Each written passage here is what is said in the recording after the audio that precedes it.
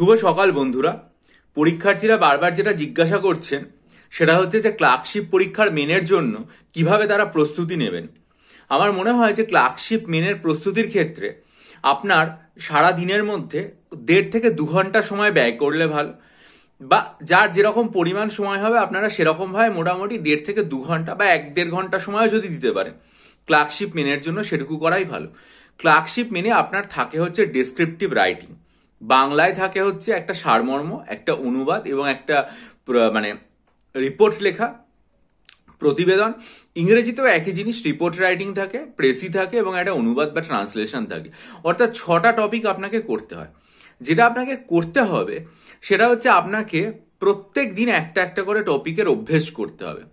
ধরুন সোমবার দিন আপনি একটা বঙ্গানুবাদ করলেন, মঙ্গলবার দিন আপনি বাংলা থেকে ইংরেজিতে অনুবাদ করলেন, বুধবার দিন আপনি বাংলায় একটা সারমর্ম লিখলেন, বৃহস্পতিবার দিন আপনি একটা ইংরেজিতে প্রেসি লিখলেন, শুক্রবার দিন আপনি বাংলায় একটা রিপোর্ট রাইটিং মানে প্রতিবেদন লিখলেন, শনিবার দিন আপনি একটা রিপোর্ট রাইটিং লিখলেন। এইভাবে প্রতিদিন 1.5 থেকে 2 ঘন্টা সময় আপনি ব্যস্ত রাখুন নিজেকে এবং এগুলো প্রস্তুতি নেওয়া এবং তৈরি করার কাজে। আর রবিবার দিন আপনি যেটা করবেন সেটা সবচেয়ে গুরুত্বপূর্ণ, সেটা হচ্ছে ঘড়ি ধরে 1 ঘন্টা টাইমের মধ্যে এই 6টা টপিক লেখা অভ্যেস করবেন এবং পরবর্তী আধ ঘন্টা বা 1 ঘন্টায় আপনি জিনিসগুলো মিলিয়ে দেখে নেবেন যে আপনার কোনো ভুলভ্রান্তি হচ্ছে কিনা।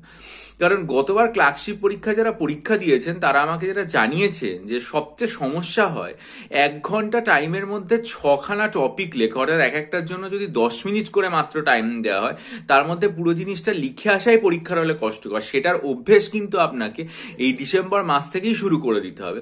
অর্থাৎ সারা সপ্তাহে আপনি যা পড়ছেন প্রতিদিন এক একটা করে টপিক, প্রত্যেক রবিবার আপনি ঘড়ি ধরে 1 ঘন্টার মধ্যে 6টা টপিক অভ্যেস করুন এবং তারপরে আপনি সেটাকে মিলিয়ে নিন। এই হচ্ছে প্রস্তুতি। অনেক পরীক্ষার্থী আমাকে আরো একটা জিনিস জিজ্ঞাসা করছেন যে বই আমরা কি পড়বো।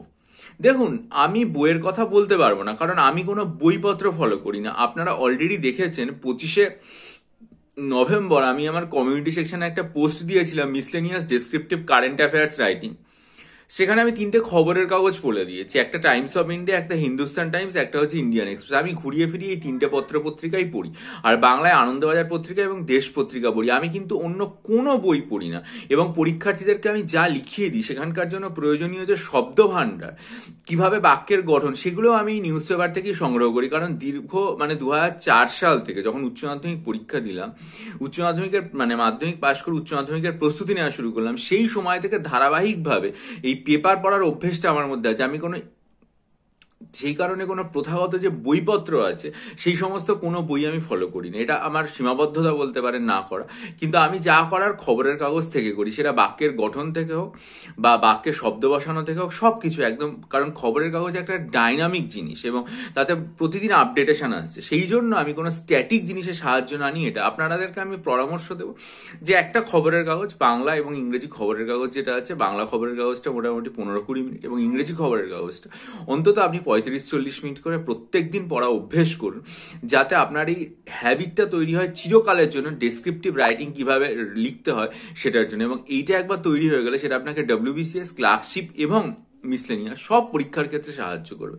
আরো একটা জিনিস অনেকে আমাকে বলছেন যে টার্গেট স্কোর কত রাখবো। দেখুন, মেন্সে এখন যেটা হয় সেটা হচ্ছে, একটা টাইম ছিল যখন নম্বর দেওয়াই হতো না, যখন 50%, 60% পেতেই পরীক্ষার্থীদের কালঘাম ছুটে যেত। কিন্তু এখন সময় অনেক আপডেটেশন হয়েছে সব জায়গাতে, সে মাধ্যমিক হোক উচ্চ মাধ্যমিক হোক, সব ক্ষেত্রেই কিন্তু ডেসক্রিপটিভ বাংলা ইংরেজিতে নম্বর দেওয়া হচ্ছে। এবং পিএসসিতেও দেখা যাচ্ছে, পিএসসিতে WBCS এর ক্ষেত্রে পর্যন্ত 70%-এর ওপরে নম্বর পাওয়া যায় ভালো লিখলে। তাই আমি আপনাদেরকে বলবো, ক্লার্কশিপের জন্য আপনারা এর আগে এরকম অনেকেই হয়েছে যারা 75%, 80% নাম্বার পেয়েছেন। আপনারা সবাই চেষ্টা করুন ডেসক্রিপটিভ রাইটিং এমন ভাবে লিখবেন যাতে এই 75%-এর বেশি স্কোর করতে, এবং সেটা আপনার যদি প্রিলিমসে কোনো খামতি থাকে সেটাকেও কিন্তু মিটিয়ে দিয়ে আপনাকে শেষ পর্যন্ত চাকরির যে লিস্ট, অন্তিম তালিকা, সেখানে আপনাকে নম্বরটা তুলতে সাহায্য করবে। অনেক পরীক্ষার্থী আমাকে এই ডেসক্রিপটিভ রাইটিং চাইছেন। বিগত প্রায় 1 বছরের বেশি সময় ধরে আমি মানে হিসাব করলে যদি দেখা যায় যে প্রায় 200-র ওপরে ডেসক্রিপটিভ রাইটিং আমার অনলাইন ব্যাচগুলোতে লিখিয়েছি। অনেক পরীক্ষার্থী চাইছেন, আমি চেষ্টা করছি সেগুলোকে অ্যারেঞ্জ করে পরীক্ষার্থীদেরকে দেওয়ার আলাদা করে, যারা নিতে আগ্রহী হবে তার জন্য। সেটা যদি নিতে চান তার জন্য আমার ইউটিউব চ্যানেল সাবস্ক্রাইব করে রাখুন এবং চ্যানেলে নজর রাখুন। আমি এই বিষয়ে সামনে একটা ভিডিও বিস্তারিতভাবে আনবো যে কিভাবে নিতে পারবেন, কিভাবে সেখানে দেওয়া হবে, কতগুলো রাইটিং থাকবে সবকিছু। কারণ আমি তো কোনো ব্যাচ শুরু করছি না, ফলে ব্যাচ করলে একটা আলাদা ব্যাপার ছিল, কিন্তু এই মুহূর্তে ব্যাচ শুরু করা যাচ্ছে না।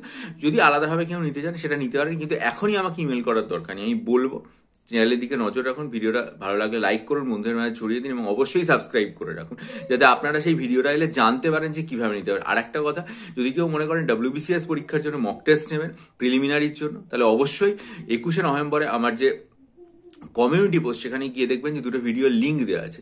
সেই ভিডিওর লিঙ্কগুলো আপনারা ফলো করবেন এবং ফলো করে দেখার পর ডিসক্রিপশন বক্সে আমার যে ইমেল আইডি রয়েছে সেটার মাধ্যমে যোগাযোগ করবেন। 24টা টোটাল 200 নম্বরের মক টেস্ট আছে, 24টা 100 নম্বরের সাবজেক্ট ওয়াইজ মক টেস্ট আছে সেগুলোর জন্য। এই হচ্ছে বক্তব্য। এবং লেখার যে অভ্যেসটা প্রত্যেক দিন, এটা কিন্তু আপনাকে চালিয়ে যেতে হবে এবং সেটা ডেসক্রিপটিভ রাইটিং এর অভ্যেস একদিনে গড়ে ওঠে না, এটা দীর্ঘ দিন ধরে তৈরি করতে হয়। যাদের অভ্যেস আছে তাদের তো ভালো, যাদের নেই এখন থেকে লেখার অভ্যেস শুরু করুন, ডিসেম্বর থেকেই আর দেরি না করে।